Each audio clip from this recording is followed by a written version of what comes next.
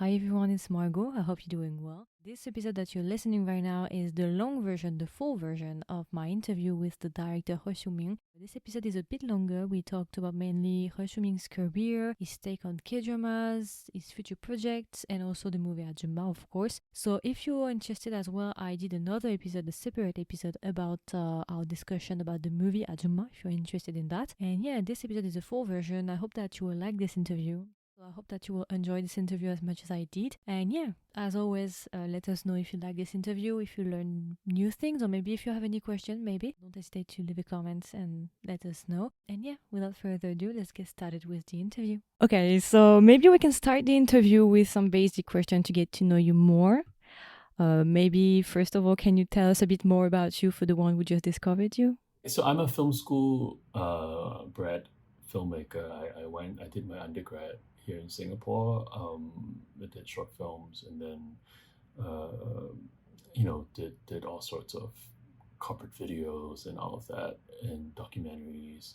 And then I moved to LA to do my master's in directing at the American Film Institute.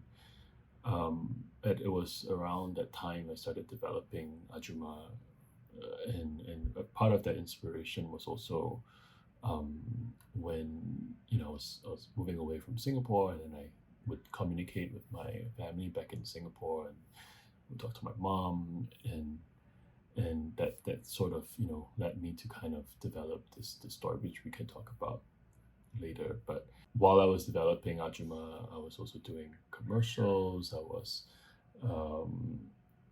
trying to you know pay rent and make a living. The film has been traveling for almost a year and a half. It's still traveling here and there, and so that's been quite something. Okay. Yeah. And maybe can you tell us why did you choose to become a director and why this fit in particular? It's a basic question, but sometimes it helps to get to know the person more. Yeah, I mean, I've always been very interested in cinema. I think in high school, I would go to the cinema with friends after school. That's where we hang out. We watch movies, and along the way, the kind of films I find myself liking to watch has changed. And I've also been very much involved in junior college in drama and theater. So I always thought that would be something that I would go into. But I think for me, it's always been about telling stories. Then I decided I wanted to go to film school, which in Singapore culturally sometimes is a bit challenging to tell parents that you want to pursue the arts.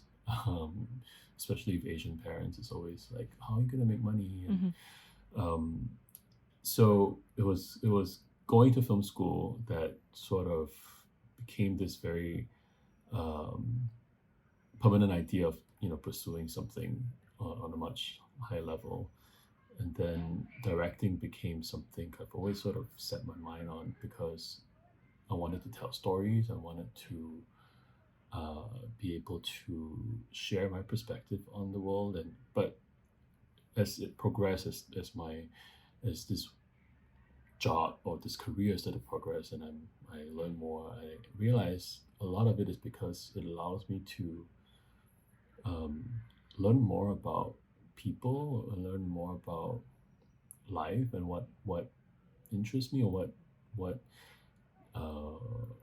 is of interest for me. But also because filmmaking is such a collaborative art form, it also makes me excited when I get to work with people, actors, cinematographers, editors, um, and people who are so in tune with their crafts. Um, so I think that has always been the motivation.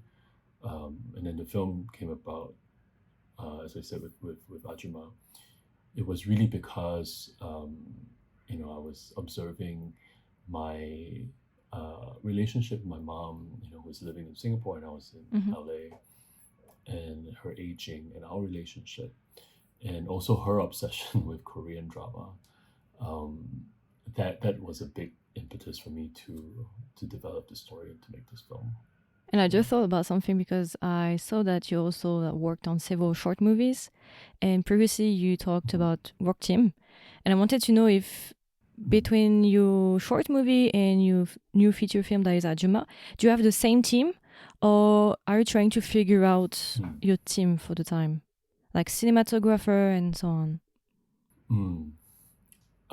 I think a lot of it has been, and I looked at the short films I've done. The theme of motherhood, the theme of, or rather, the characters I like to, or I tend to kind of explore, female characters and the theme of femininity that I like to look into. Um, a lot of it is also I've always enjoyed working with actresses. In some ways, I feel more comfortable with working with female actors, um, and and there's so much more complexity I find, in the way a lot of, the at least the actors Mm-hmm. I've worked with, bring to the table. Um, it could be my upbringing also. I've grew up in a very female centric family, very matriarchal family where the women are in control. So maybe that made me, or makes me more in tune with creating, female characters in my Okay. movies. And the idea of mothers, I think, a theme of motherhood, I think for me is something I've always sort of explored, and I'm not really realizing it, until I kind of look back and see the works I've done, and go like, oh, this must be something. There must be something there. So when I started doing Ajuma, it became a very clear theme I wanted to continue to explore, Mm. and even the stories I've been developing after have have some similar veins. Yeah. Okay. And since we are talking about that, maybe I can ask you now, do you have any movie that maybe had a huge impact in your life or in your career? Or do you have any favorite movie or maybe director? I love Pedro Almodovar. Um, Okay. I think, and he's someone I think who worked very well with melodrama, with female characters very well. So I think there are certain influences there. Um, Actually, the first film I remember watching when I was 15, and this is probably a little off of what I'm used to doing, or what I tend to explore now. But when I was 15, I watched, in the cinemas, Dancer in the Dark by Lars von Trier, Okay. only because I love Bjork, and I have no idea what, the story was film was about. I read about it, and it completely devastated me at the end of the movie. At 15 year old, I was kind of like, what is this? What is this film? Like, it's so, um I felt really heavy after, and I think when you're 15, you the kind of movies you sometimes tend to watch, or you get to watch, Hollywood movies, or Hong Kong movies, and nothing really hold you in depth, and with Dancer in the Dark, it was such a dark, deep movie about a woman trying to do everything she can for her child. So I think that changed the trajectory of how I saw films or filmmaking. Um, and with Pedro Almodovar, I think, All About My Mother is one of my absolute, favorite films of his. Voltaire as well, Penelope Cruz. Those are two films that I have rewatched several times, when I'm maybe stuck with writing. I would relook at it, and somehow find something different every time. So those are two I think Okay. I would say. Yeah. And maybe this year or last year, do you have a movie maybe that you really liked? Well, there's quite a lot of films I saw Or that maybe that several. You can say several. several. Yeah. Um, the last movie I just watched, which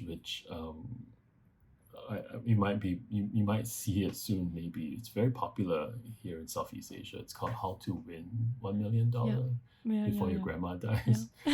I'm waiting to watch Have this you? now. It's. I mean, I know it's melodramatic. And I know it's gonna be. You'll cry. It's very. It was. So it's kind of me and my friends. We were thinking, okay, let's challenge ourselves. Let's not cry. Let's not be taken away by that. But I thought it was really quite nicely done. Very, very moving. My friend who came with me was just sobbing throughout the second half of the film, and so that was the last film I watched recently that I kind of enjoyed. Um, I just saw also a completely opposite end of this is Evil Does Not Exist. Evil Yeah. Doesn't Exist. That's really devastatingly powerful. And I've really liked Drive My Car. But I thought this one was for a film to be made based on a musical score or music score. I thought it was something quite sublime about that. Mhm. What else did I see recently that had a lasting? I know there is a movie that is popular that is Abang Adik. Abang Adik, yes, I saw that last year at Udine. There's a really good performance from the actors. Abang Adik is also something that I very effective, I think, in the way it construct melodrama that but the actors are just so good. The actors were really amazing in the film. I saw that last year, and it did really well too in Southeast Asia. Yeah, it's available on Netflix. I saw that in certain I countries. know. Yeah, we need to get everyone. We need to get Ajoomma on. I'm pretty sure that it will have great scores if it goes on Netflix. I'm pretty sure of I that. hope so too. Yeah. Because Netflix invests a lot of money in K-dramas. So it would be a great idea. I mean, it's in their project these few years that will come. They're still investing more and more money in K-dramas and Korean culture. So it might be a great idea maybe to put it there. But I know it's not that simple just to wish to put there. But I think there can be if there are people really talking about it, I think there would be more attention on, because I know the fans of Yojingu are very vocal, and I know they oftentimes would and they're everywhere around the world, and sometimes they'll tag me like on social media posts, like, where can we watch this, and there could be a Yojingu fan in Brazil that would be, in my mind I would be like, oh my god, his fans are really around the world, and so if their fans, if his fans in France are more vocal, it might show up. And do you have maybe any hobbies in your spare time, or maybe a skill that you would like to learn? Lately, I've been trying to be healthy. That's not really a hobby, cycling and all that. But one of the hobbies I do kind of want to pick up, been something I've been wanting to do, is floral arrangement, like Gabbana. Okay. There's something I find very therapeutic about arranging flowers that is very meditative. But I would like to do that in a more very theoretical, very studied way. It is an art form. Yeah. So I thought about that recently. I was like, I really want to do that. Yeah. So the hobbies that you try to catch up on are more like separated maybe from your work? Do you try to separate maybe? Because I know that some artists like to have hobbies only related to their work, and some of them try to separate it. Yeah, I think for me, a lot of what my work require is to be in touch with human emotions and studying people. I mean, I as much as I can, besides movies or going to cinemas, I like going to plays.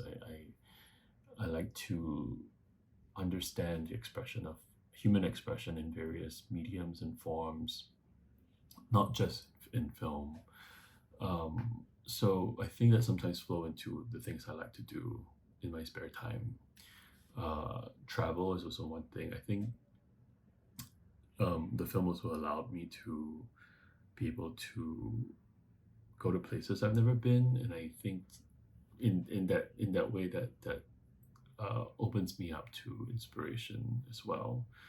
Um, I think in some ways it seeps into the work we do. Like sometimes there are certain things uh, that are completely opposite from my work, Mm-hmm. um, or the things I watch sometimes are completely opposite from what I uh, would want to do, because I think sometimes I like to think of I like to switch off my brain sometimes, but it's dangerous because you can kind of get comfortable, and social media is very dangerous sometimes. Mm-hmm. Um, yeah, so I like to be more aware, and I've been trying to practice meditation a bit more. It's not just because of my work. I think it's just because of living in general. Yeah. Just keeping myself centered. And I think uh, the film becomes part of, or my job becomes really part of my life. So Mm-hmm. I don't really think sometimes there's really any separation at all. Yeah. And about your inspiration, since we talk about that, we talk about that. Is it how do you work? Like how does it work for you? Your inspiration, is it something that comes easily, or is it more hard to come with inspiration? Do you have maybe a notepad that you bring with you Mhm. every time you go outside? I don't know. I tend to, um, if I have to write, I someone who needs to have a sort of schedule where Okay. everything needs to be. I need to set aside time, um, and in order for me to make sure that I get myself that space to be inspired, I also like to do what I call emotional preparation. So it's if I know today I have to write, and I've set aside certain time to do certain things, Mm-hmm. um, and I might listen to music, I might read something, I might go for a long walk. Especially going for long walks help a lot. Um, but sometimes the inspiration come in watching films, reading books, uh, and I have to also set myself time for that, where I have to go like, okay, today do what you need to do. Go watch a film, and have a day to yourself where you're not trying to force it out. And then sometimes that doesn't really work, and then sometimes inspiration can come from um, when you don't expect it. Like Mm-hmm. a conversation with someone could spark something. Early on, I used to have a notepad, but now I just type it on my note app. Yeah. Just remember to this happened, and then just remember to go back to it. Um, but in but sometimes I think inspiration require a bit of preparation also. Mm. At least for me, it works sometimes where I find myself having inspiration because I have centered myself emotionally into something. Um, and or reading, especially when I read, I tend to kind of like highlight things that gave me an idea, or give me or made me think a lot. Mm. Maybe there's more to the sentence. So I try to be open to inspiration around me.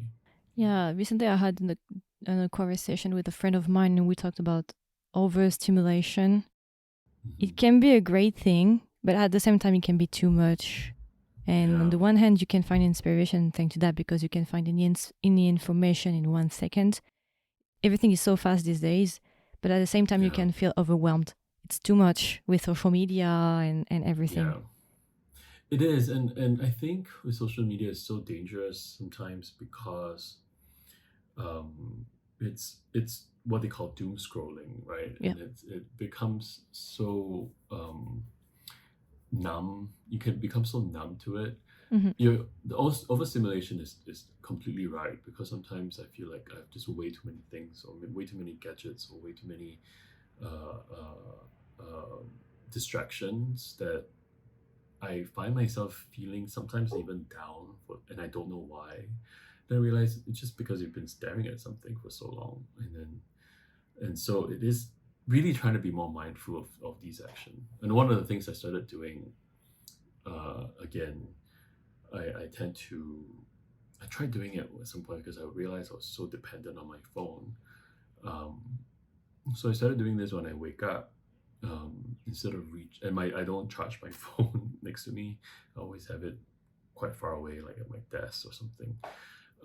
But I have to kind of remind myself that before you even touch your phone, make your bed, meditate, stretch, get a Yeah, I glass of know. water, and not let that be the first thing that you do is check your phone. And I find that to be, yeah, we sometimes are not aware of that, how attached we are, and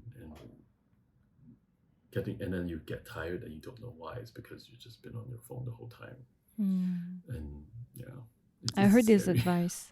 I heard this advice like quite a lot, but I kind of I find it hard to do it actually, because I charge my phone next to me. So the first thing I do is that I try to not do it, but it's kind of difficult.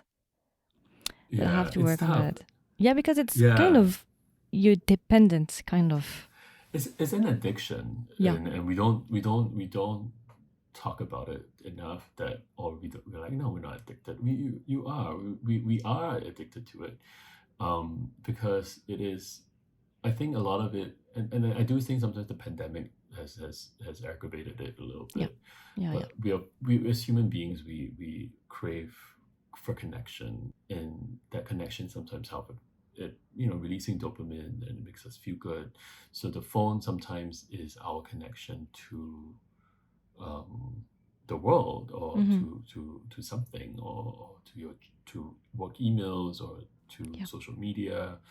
But and then we get sad, because we feel like we're alone, because then you don't have that connection. And maybe we all need to learn to be, that it's okay to be alone, like, Mm-hmm. it's okay to be alone with your thoughts sometimes.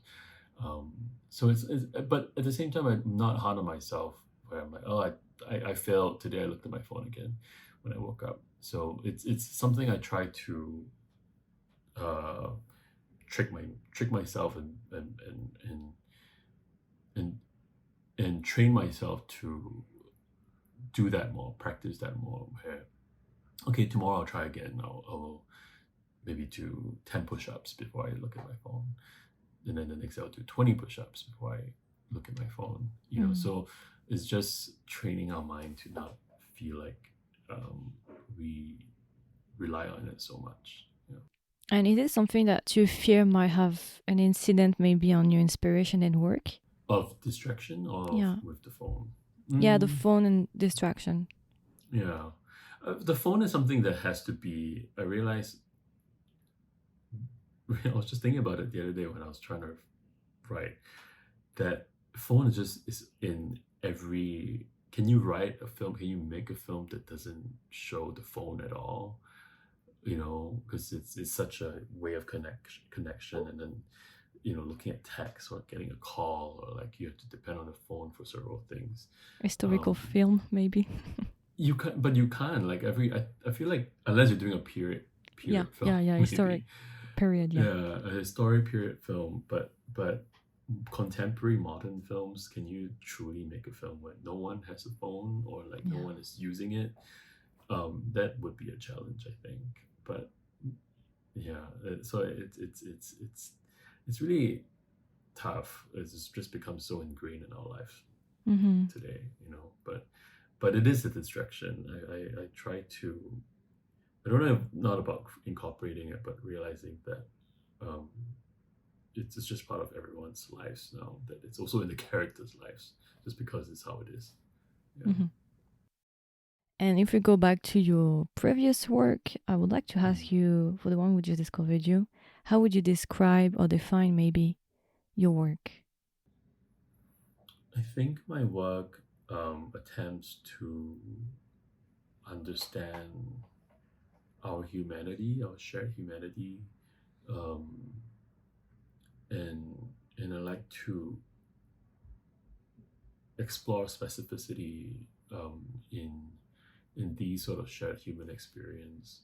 I made films that are set in places where I'm not from, and for me, it's important to create these characters that are rooted in that specificity. Because I think when you do your homework and you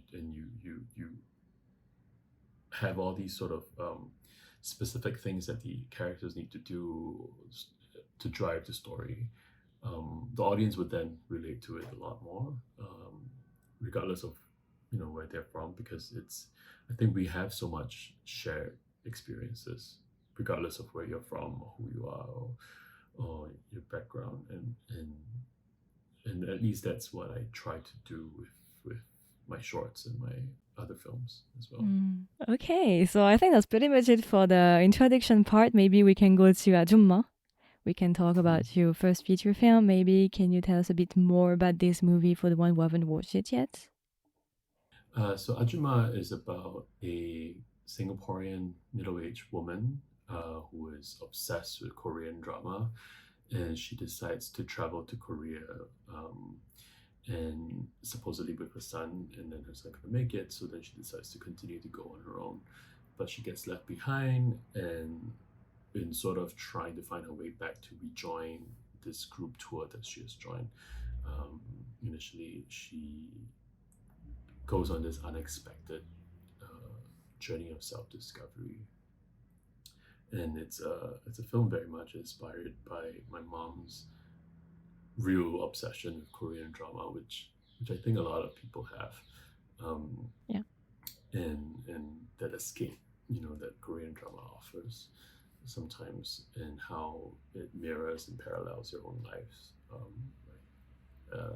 That was what interests me in making this film. Okay. So for the inspiration, it's mainly your mother. And It started from there, yeah. yeah. And how much time did it take to bring this movie to life? In total, about 7 years. Okay. In between when I was started to develop it when I was in school, and then started writing it, and we developed it in film labs, and financing it was was also challenging because it was my first film. I worked with my producer Anthony Chen, who has made a few very successful independent Singapore films, Ilo Ilo, Wet Season, The Breaking and Eyes. the Breaking Eyes. And so working with him was and I've known him since we were in our 20s, for many years. So he was he came on board in the beginning, and we developed it together and financed it, and he helped to get financing for it, and then shot it. Yeah, so it took about 7 years in total. Yeah, during my interview with Anthony Chen, he told me about Ajoomma, and he said that I might like it. So that's why, because when it was announced at the Busan Film Festival, like each year, I like to watch like the lineup of each festival to get in touch with it. And I saw at first like the lineup at the BIF, and I saw your movie at first. But then when I did the interview with Anthony Chen, like, it was maybe a year later, maybe. He told me about that, and I was like, oh, okay, I have to note it down, and maybe when I have the opportunity to watch it, maybe I will do an interview, maybe. So, yeah.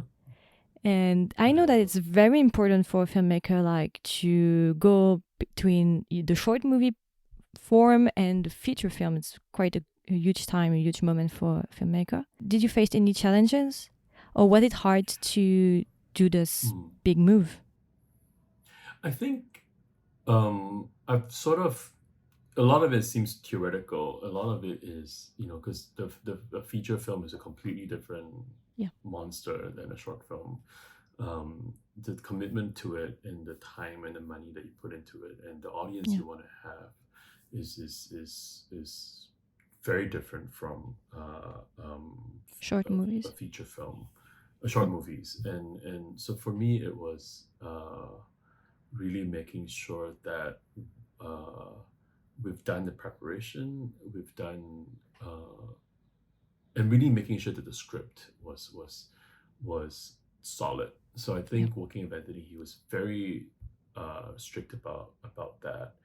Um, I think it was helpful because the labs that we attended, and the numerous meetings that we had to talk about the characters and stories, was to make sure that we got the script tight, um, and that we have this amount of budget that we have to work with, um, and also the idea of, I chose to, when my first feature film had to be shot in a country that's that in a language I don't speak, um, and in winter, where Singapore, we don't have winter, so Yeah. it was putting myself in all these obstacles that are difficult, so, but I kind of, because that's what the story required, so you go along with it, and you make sure that it works out. So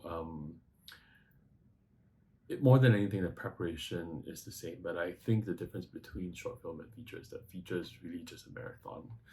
You just have to ensure that you have, sometimes you just have to slow down a little bit so that you can continue, because it's such a long Process. journey to, yeah.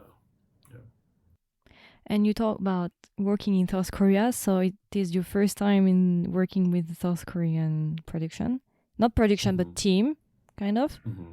So, did you face any challenges? Since it's not your mother tongue Korean, did you learn maybe a bit Yeah, of Korean, or did you speak English on the set?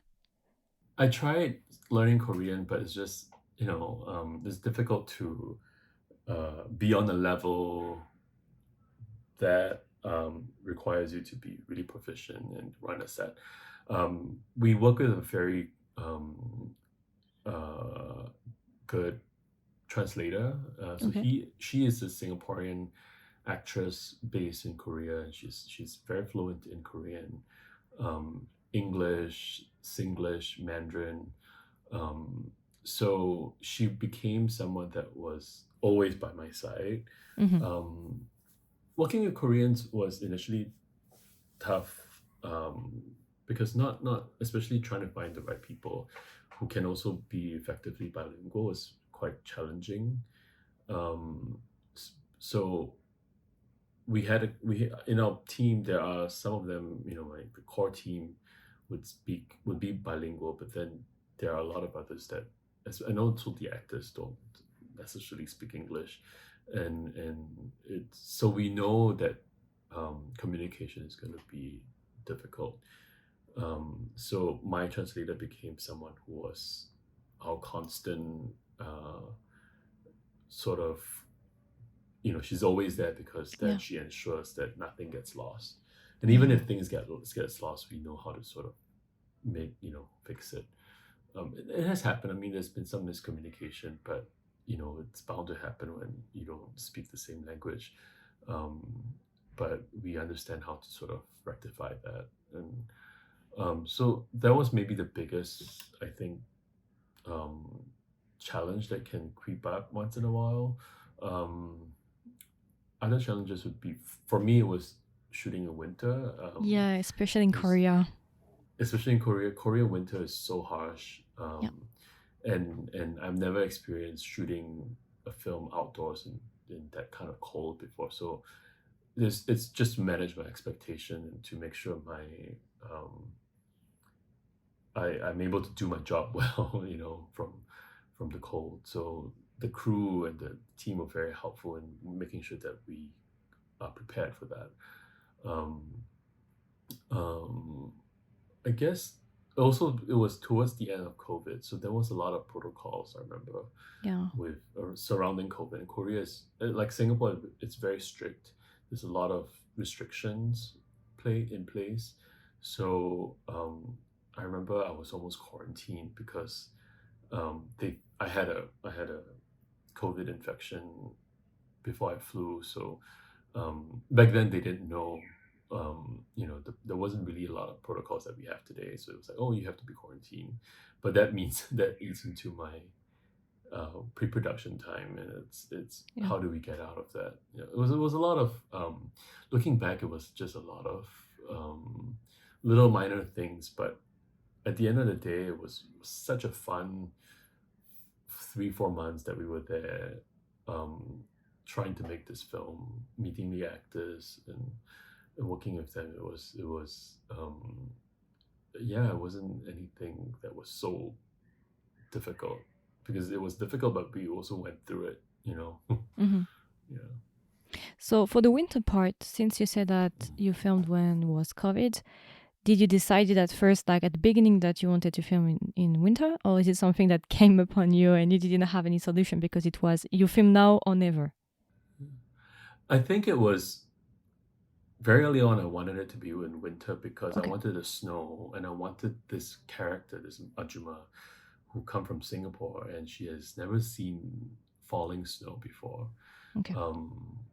I think that idea of a middle-aged woman seeing snow for the first time and becoming a child again, that image to me, and you see in the film, she sees it, and then she is mesmerized by it. Yeah. So that has always been from the very beginning, in the first draft, in the so many drafts I've written in 7 years, but that has always sticked. And it's probably one of the first scene I imagined was this woman dancing in the snow. So then I knew it has to be in winter. But that also means that's why it also took so long, because we had just this window of time to shoot the film. Yeah. So over time, I remember over the 7 years, there were times when we're like, okay, I think we're ready to shoot this year. But then we haven't found financing, or the script wasn't right. So then we have to wait another year because we missed it. So that gives us a bit of like timeline, I guess. So I've never really thought of changing it to like, oh, let's do it in the fall, let's do it in the summer, because then it won't be the same, the impact wouldn't be the same as this Mm-hmm. winter and summer in Singapore. Yeah. I see. And maybe for the casting choice, since you talk about Yoo Jin-gu and other actors that are very famous, not only Yoo Jin-gu, but if people who are listening to us right now, if they are like watching K-dramas for some time, they will recognize a lot of people. How did it work for you for the casting? Did you have like any actor in particular in mind, or did you like come up with the flow and? Maybe let's start with the first actress, the main actress. So Yeah. Hong Hui Fang, who plays the Ajoomma. Yeah. So she's an actress. She's a very veteran television actress in Singapore. Yeah. And I grew up watching her, and she was someone that I cast first. Okay. And we workshop together, and we spent a lot of time together to get the character right. And then in Korea, there were actors. The way I sort of work, or at least when working with the casting director, was that I look at actors I like, that I've seen, and I give them, I kind of like this actor. Do you think we can get them? So the first one that we cast was Jong Dong-wan, who plays the older man in the film. So he is someone, he's such a veteran. I remember he was my first choice. The first that sort of came to mind, just because I've seen him in dramas and in some films. Yeah, he's a veteran. Yeah, and also a lot of it is my mom's approval of like, yeah, he's good, So she has to say in it, or rather she has opinions in it. So he was the first that we managed to cast, and with Yoo Jin-gu, I think we had a whole list of actors that we wanted to play the cameo, because he's playing himself, and obviously, there were actors who turned it down because it's a first indie film, the budget's not very high, and how do we make this an incentive for this actor to say yes? And Yoo Jin-gu was very generous, in the sense that I think he worked at Jong Dong-wan in Hotel de Luna, which is this Korean drama, quite very popular Korean drama with IU, and I think he was like, oh, if Mr. Jong is on it, I'll say yes. So then we managed to cast him. The tour guide was the hardest to cast because I needed a Korean actor who can speak both Korean and Mandarin. Yeah. And I think Kang Hyung-suk, who really just came around because someone suggested his name because he spent a few years in China in high school. And so they was like, oh great, let's see if you can speak a little bit of Mandarin or can speak Mandarin. And he did a tape, and then I was like, and decided to bring him in for a reading, and talk to him. And then, but in my mind, I was like, this guy is way too good looking to be this character. He's just so beautiful, his face, but he had such a good energy about him. But also, he is a really good actor, very committed. So it was working with him to craft his sort of part of his personality into the character a little bit, and so it all it kind of came together. I thought we had a perfect cast, and the other bit actors in the film also were really well. I thought we had some really real good talents in there. Yeah, I agree. Yeah. I was surprised because at first in the trailer, I think I only saw Hong Huifeng and Yo Jinggu, if I remember correctly. So I was surprised to see Chong Dong-hwan. Is it his name? I don't want to. I was surprised to see him because I like him, and he's like in a lot of K-dramas. And yeah, he is such a good actor. And I remember when we first met, and we were just getting to know each other, and I said, I saw this Korean production of Lady Macbeth in Singapore when I was maybe 21 and I was in college, and I said it was such a good production because he works on stage as well. And then he said, oh, I was in that production. And then it became so weird because then I realized that I've seen you in person a long time ago, and but we didn't realize that we met, or rather, that he was there, because I don't remember he was like, because it was so long ago, and then I probably don't know who he was then. So since then, every time when I go back to Korea, and he's always in a stage production, he would send me invitation to go watch him on stage.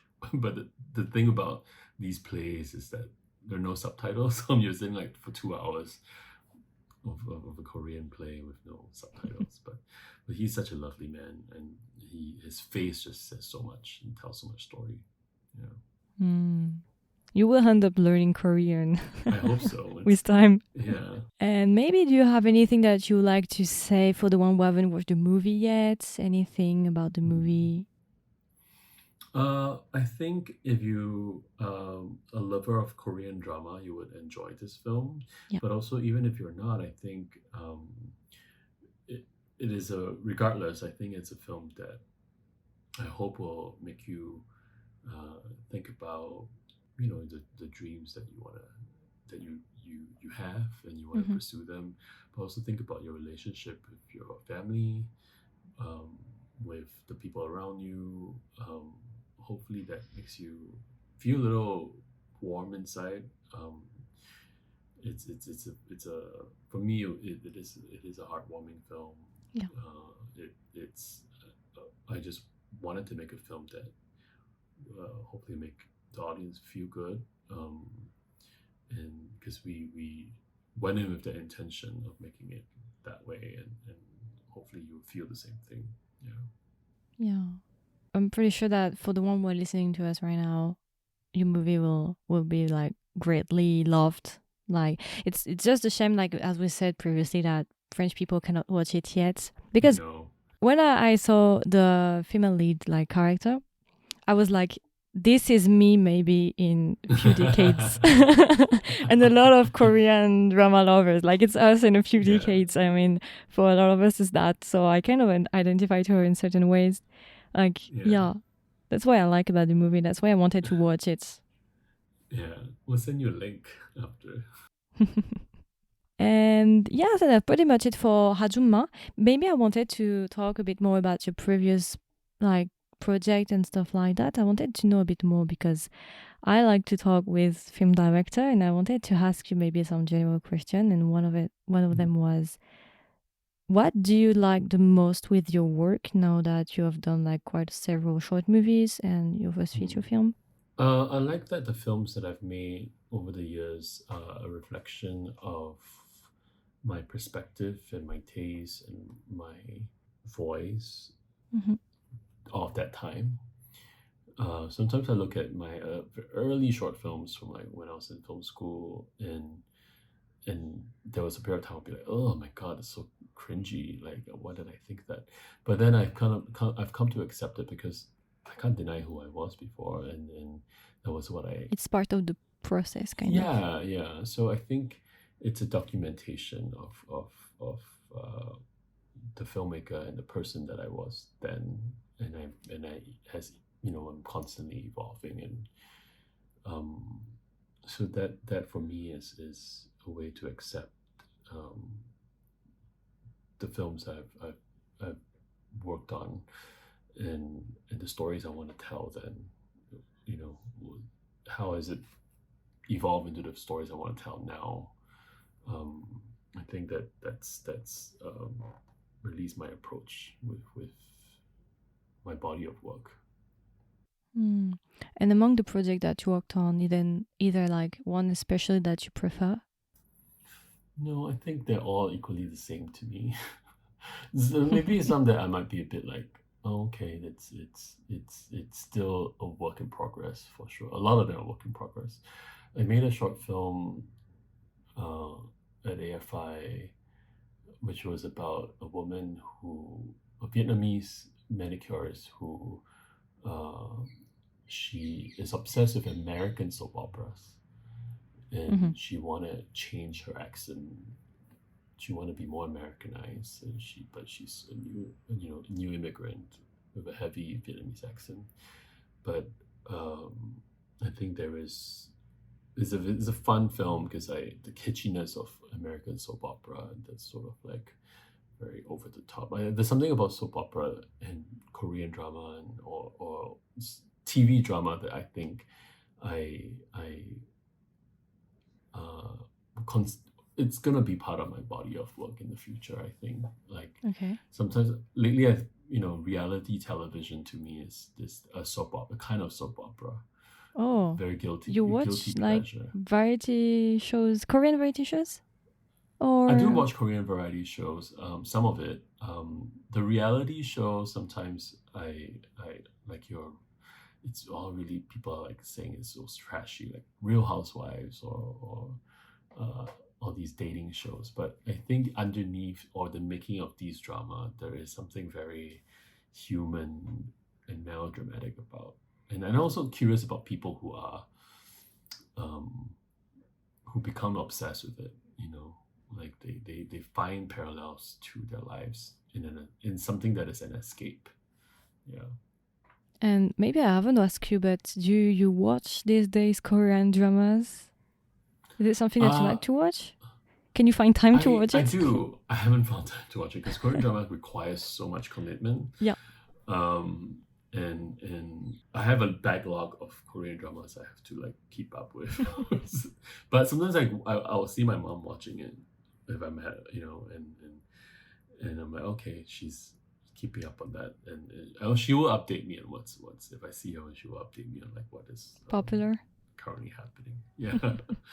and so, but there's so many, and it's just I haven't had a chance to keep up. Yeah, but I should. Each month, like maybe 4 or 5 new K-dramas are released each month. Yeah. So it's a lot to catch up. So that's why I try to like prioritize stuff that looks a bit better than others, because of course, like with 5 or 6 K-dramas each month, some will be great, some will be not that great. So it's difficult when you start to like pick up which one is worth your time, kind of. Yeah. Usually by the third or fourth episode, I'm like, Yeah. okay, I gotta stop. Like you haven't won me over. I gotta You move can on to guess something if else. it will be great or And it's also not just Korean drama. There's so many television. There's so many options. Yeah. The paradox of choice is just, sometimes I'm like, I don't want to watch anything. I just want to go out, live a little, But I'm quite happy just watching my shows. Yeah, because K-dramas are Because it's an escape. popular, but these days there are also Japanese dramas and Chinese dramas and Are coming back. Thai dramas. Chinese dramas are, I think, better these days than Korean Yeah. one. I think like the last 2 years was quite bad years for Korean dramas. I feel that it's always the same for Korea. Whereas in China, I feel that they try to do new stuff. Of course, we also have like the overbearing CEO tropes and stuff like that, of course. But you can find in China some hidden gem, different stuff that you won't be able to find in Korea. Yeah, I've heard that a lot. My hairdresser, she stopped. She said she hasn't really been watching Korean drama. So every time I go to her, she's like, "You gotta watch this Chinese drama," and so I noticed that trend, and also Japanese drama is starting to come back. Because I remember when I was in high school, Japanese drama was all the rage. Yeah. And then it kind of just fizzled a little bit. Korean drama became The thing to watch, and Yeah. then now Japanese drama is coming back in some ways, and Thai drama. Thai drama too. Yeah. My grandmother loved Thai drama. She because they're starting to become very popular. Yeah, with BLs especially. BL drama, especially the stars are huge. Yeah. The BL dramas, and so there is. I've been asked like, oh, have you thought of doing a BL drama? And I'm like, I would, but I don't know what. I've never seen a BL. I've seen clips of BL dramas, but I need to get into that because that's a completely different genre that is so fascinating. BLs are not only in Thailand. Like Korea is getting more and more like good ones. A recent popular one was Semantic Error. Yeah. So this one is very popular. And Japan as well is a bit famous for BLs. Yeah. Taiwan used to, but not anymore. I think Taiwanese drama has always been sort of like on and off. Like suddenly come back, but it's I don't know, it's a bit they haven't really had a good one, a huge one. They don't have a breakthrough hit yet, so the last one was Shangjian Someday One Day. This one was a huge one. Okay, but it's not a BL. That was like a romantic. Yeah, with like time loop and stuff like that. Oh yeah, okay. With Greg Sue. I don't know if you. Greg Sue is very popular. Yeah, and I don't know if you saw it, but he will be playing in the Korean drama in August. Because he's huge in Korea, isn't he? Yeah. Yeah. He's popular. I mean, I saw him in person in Taiwan for the Golden Horse, and I remember I was like, wow, this guy is just, he has that look, that idol look, and I had no idea who he was then, and people were like, you have to. And then there was the year when he was also in Marry My Dead Body. Yes. Yes. And I think that just blew up because he's just very charming and boyish, and but yeah, it's there's so many options, so many things to watch. It's hard to keep up. Thanks to internet, kind of, we have more and more. Like now, you can, if you speak English, you can read English. You can like watch pretty much anything. Anything. Anything. So it's even harder than a few years ago. Only K-dramas were popular, or Japanese dramas. Now it's even more countries, and maybe in the future we will have like more Vietnamese dramas, Cambodian dramas. I don't know. I think Vietnam drama is going to be the next thing. The way Vietnamese television, Vietnamese films is so fast. The way I think right now Vietnamese cinema is known for more art house Vietnamese films, but it's becoming, I think, the next big thing. And Philippines as well, I think maybe. Yeah, Philippines has always been, but I think they never really had. They've always been A breakthrough. they've always just been like popular just amongst Filipinos, but I don't think they have anything that's very international yet. So yeah. Yeah, they had Gaya sa Pelikula. That was a BL. Mm-hmm. That is a BL. It was a bit popular, but it's true that it hasn't got like any breakthrough if you compare to Thailand. But Thailand, like, they're smart because they decided to put like all their money into BLs. It's exciting times for dramas in Asia. Yeah, definitely. I don't watch any like Western series actually. Only movies, even movies. Like I have so many things to watch in the East, so I don't have time for the West. I'm sorry. I have to prioritize. I have to choose. So I prefer to go on like movies, and each year, like if you watch like every festival, like Cannes Festival and so on, the BIFF and other festivals. Have you been to BIFF? Not yet. I've been to Korea, but I would love to go there. Yeah, you have to go to Busan. It's really one of the most amazing film festival experience. I know. Where the energy and the whole of Asia is there, and people in the West are trying to get into their influence because they recognize it. But it's I think you would have so much fun in Busan. Yeah, I would love to go there, but it's not easy to like go there. Like I know that even Korean people are fighting for the ticket, so I know. So it's kind of difficult. You need to get validated. Yeah, you need to get press validation. Yeah, accreditation. Yeah, it's hard. It's good. It's difficult. But I try to like from afar watch every like festival, the Golden Horse, the one in Shanghai as well. And I try to see like what's happening, which movie is getting popular and so on. And I try to catch up. But in France, we are always late kind of for movies. We're not the last one, but almost the last one. Like the first one are Singapore, Korea to get the new movies. Like the one How to Get $1 Million Before Grandma Dies. It should be coming out, right? I don't know. No, I read it's going to be in Europe because it's just so wildly popular here. I would love to. They're smart. If they're smart, they would put it in France and in other parts of Europe pretty soon. I'm sure. Because most of the time when we have like shortly after a festival the movie, it's like huge movies like a Monster from Korea that I saw in avant-premiere in Switzerland, or maybe Decision to Live from Park Chan-wook. The big, huge movies get released very soon, but the other ones, it's always like a few years later, or even sometimes never. And you have to live in Paris. If you don't live in Paris, like there is no chance almost that you will be able to see the movie. Yeah, because when I was in Udine, it's very. I thought they bring in really the best of Asian cinema of the year. But not the super festival art house type, but really the more accessible ones. And I think they do it really well. And very passionate team behind it. I remember, my experience there was just undescribable. It was a perfect European premiere for our film. But I had wished that after that we had more exposure in Europe because the film, I wish we had more people watching there. It will. I have to chase our sales agent to make that happen. Yeah, and sometimes also like being on TikTok and stuff like that can help sometimes for the exposure. So I think the future will be bright for Eastern cinema, I guess. Yes. I hope so, at least. I hope so too. Yeah, I think that's pretty much it for the retrospective part. Do you have anything that you want to add?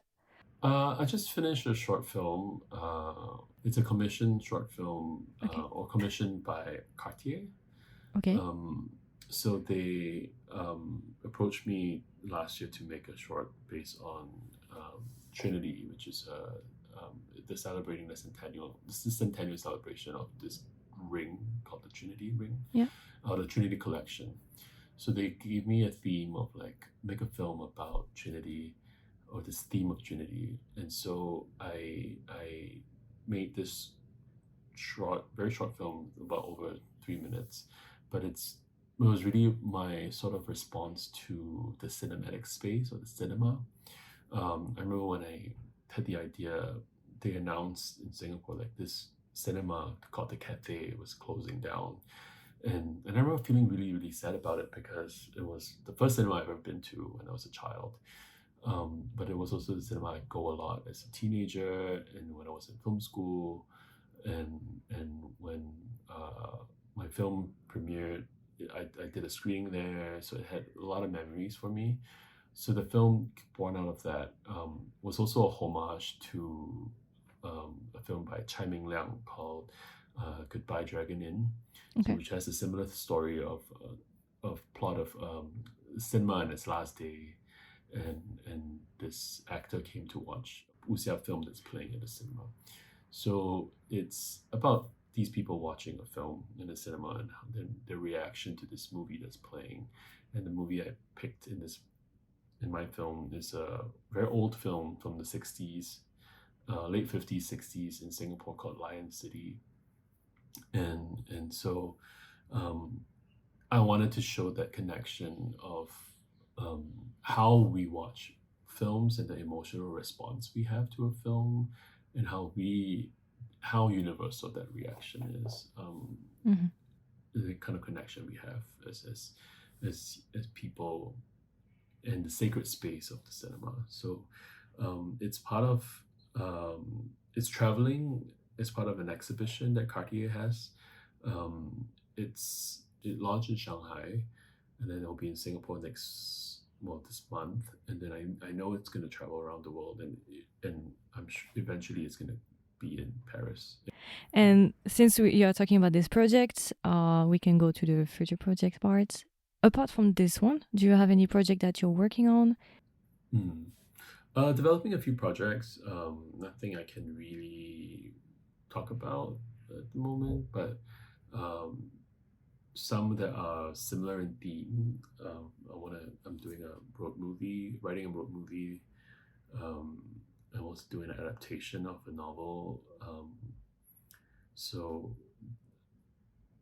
hopefully that these, scripts or the stories will become in fruition and we'll get to make them. But yeah, I think I also hope to go back to Korea. I really enjoyed my time working there, Okay. and I hope there'll be an opportunity to make another film in Korea. So we'll see if there's anything that That works. would be great. Or maybe, are you interested maybe in working on a K drama or a series? Is it something that would interest you? K drama would be. I don't know if they will accept me. Like, I mean, for the film, I shot a K drama, and we shot it like a K drama. And this K drama it's a very different monster to tackle. Um, Hopefully, I mean, I think it's a completely different way of working. But yeah, who knows? You never know. We'll see. Yeah, because it can be with the Korean like for a channel like GTBC TVN, or it can be for Netflix as well, or Disney. Yeah, yeah, Disney. yeah, They also make K dramas yeah. as well. So you're open to work in South Korea again? Okay, I hope so. Yeah. that would be great. And you already talked a bit about that, like previously, but do you have any genre that you're drawn to, maybe for your future movie? Let's say. Hmm. Um, I do want to do horror at some point. Okay. I remember studying because growing up, I love horror films, Okay. but the kind of horror films I like are not essentially the scary ones with like the jump scares or all of that. I like emotional um, horror films that are they're scary because they feel real emotionally, Okay. or I remember there's a Japanese film called Dark Waters from the 90s, I think, and they remade it in the US. Um, and I remember it was it's such an eerie film, but also really moving, um, because it was essentially about a mother's grief for her child. Um, so I do would like to explore horror. I've never really had a chance to do that, and I would like to try. And lately, I've been kind of inspired by the idea of a Western, but it's just kind of, I never thought I would go into watching or liking Westerns, but so it's just been a thought, and I who knows, it could be something interesting there. Yeah. Like all the ones, because I know that these days, this recent years, like new ones were made. Are you talking like the Hmm. original ones or?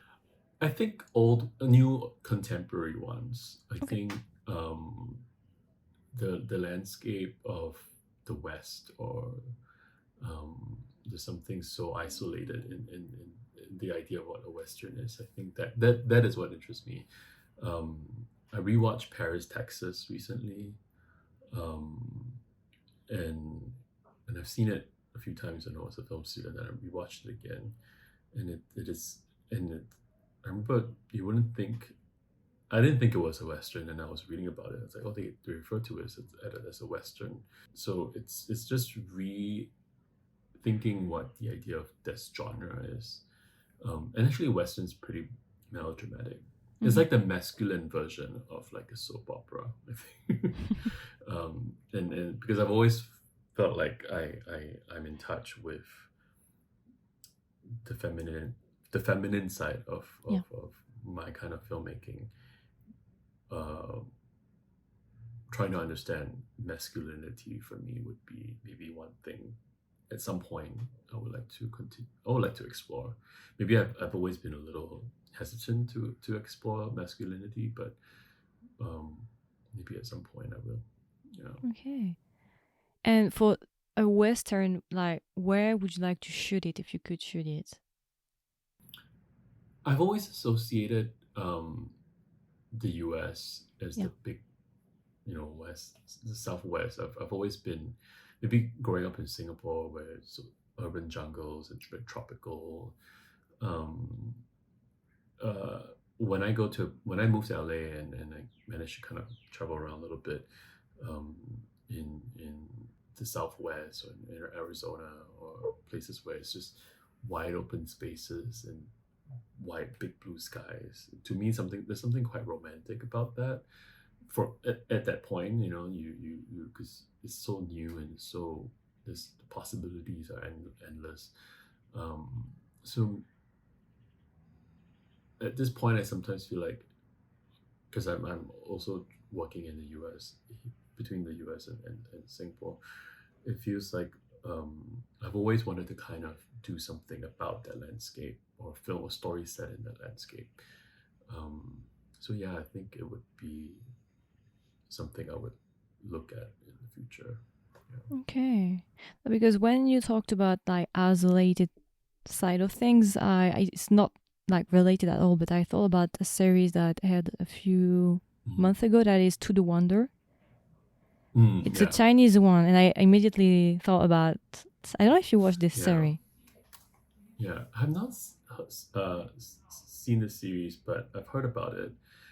Where was it set? Like, I was in near to the Gobi Desert, near right. Mongolia, so Yeah, west side of China, yeah. Also the northwest. West Side. Yeah, I think a Chinese Western would be interesting that's what I thought about that. to But see. Yeah, I want. That's why I asked you if you wanted to do it in the yeah. U.S. or. And I think in China, like, I don't know. I haven't really thought about like how. I mean, if an opportunity comes with China, um, or even just traveling there, because my dad's from the south of China, which is Okay. Hainan, which is like it's like a little island on the south of China. Hainan. Okay. So we go Hainan, yeah, we go there quite, maybe. He goes back every year, and it's also, Hainan is like when a lot of the Chinese diaspora, when they moved to Singapore, Hainan was maybe the last um, group of Chinese diaspora that settled in Singapore.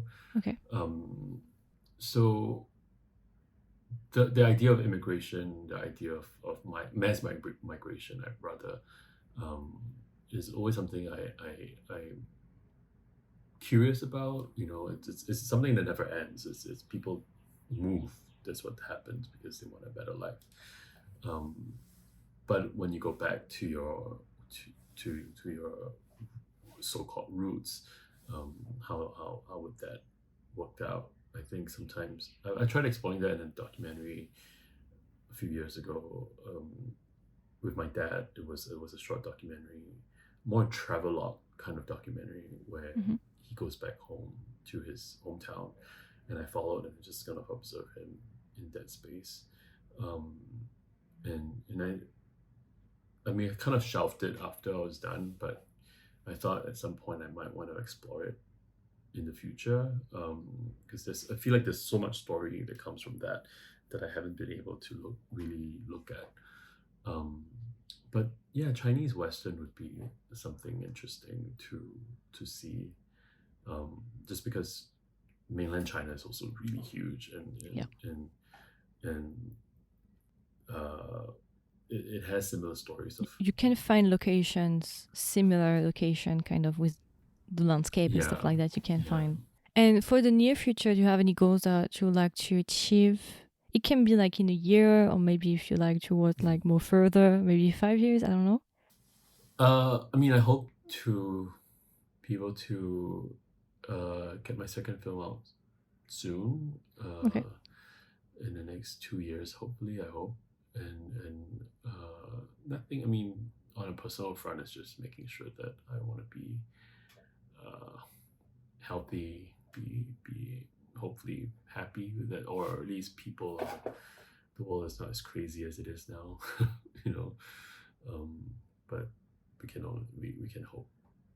So I would like to ask you, for the one who are interested in Singaporean cinema, is there any recommendation, movies, director that you would give? Some films that you have to watch: Anthony Chen's Ilo Ilo, Colin Go's Singapore Dreaming is a wonderful film also about the Singapore heartlands. Wu Junfeng's The Apprentice is a really good film. Recently, there are some good films that just up and coming, really contemporary filmmakers. Nicole Midori Woodford's film Last Shadow at First Light, that premiered in San Sebastian. She shot in Japan and Singapore. Beautiful film. Zhao Zhiwei's debut film is also really wonderful. Tomorrow is a Long Time. It's slow cinema, but I thought it was really well done in the way he executed short, slow cinema, which people are not afraid to do these days. So these are, I would say, some important and contemporary filmmakers that you can get acquainted with about Singapore cinema. And now that you've done like your first feature movie, do you want to go back as well sometime and doing like some short movies, or do you want to stay on the I mean, the Cartier short was apart from was one. I would. I think if there is regardless of length, I think if the opportunity to be able to tell a story, and it is a story that's worth telling, definitely so. Okay. So maybe do you have any final word for the listeners? Anything that you want to say before we end this interview? Thank you for listening, taking the time to listen. I hope it's been informational. I hope that you, after listening, you would want to, and you get the chance to watch Ajoomma wherever you are in the world. And I hope you will keep well, keep watching, whether it's drama or cinema. It's I hope you find inspiration in the things you watch. Thank you. Thank you for accepting this invitation, actually. I really wanted to do it, and like it's been 1 hour and a half. I know, I had to run. I'm sorry for keeping you up. Thank you again for this interview. I will leave all your information, Instagram and so on, in the description box below for the one who want to know more about you.